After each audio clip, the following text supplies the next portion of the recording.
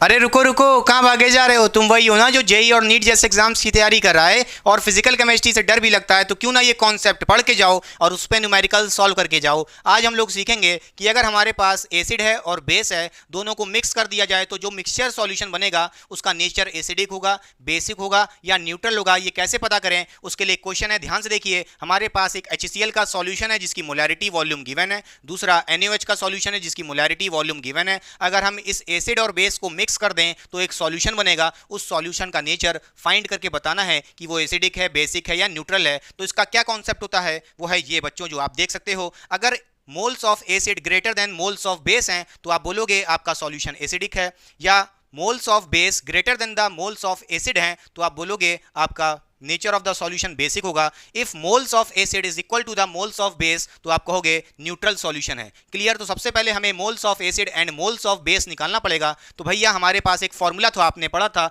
Molarity का, वो होता है मोल्स अपॉन वॉल्यूम।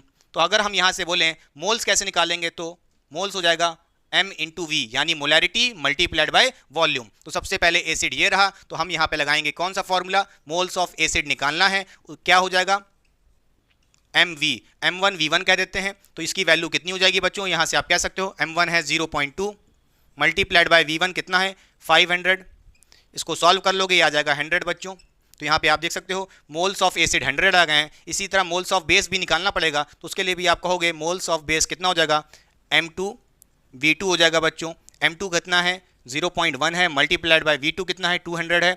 इसको सॉल्व करोगे, ये आ जाएगा 20 बच्चों। तो यहाँ पे आप देख सकते हो मोल्स ऑफ बेस 20 आ गए हैं, मोल्स ऑफ एसिड 100 थे। तो साफ साफ दिख रहा है moles of acid greater than the moles of base हैं, हाँ या ना बच्चों?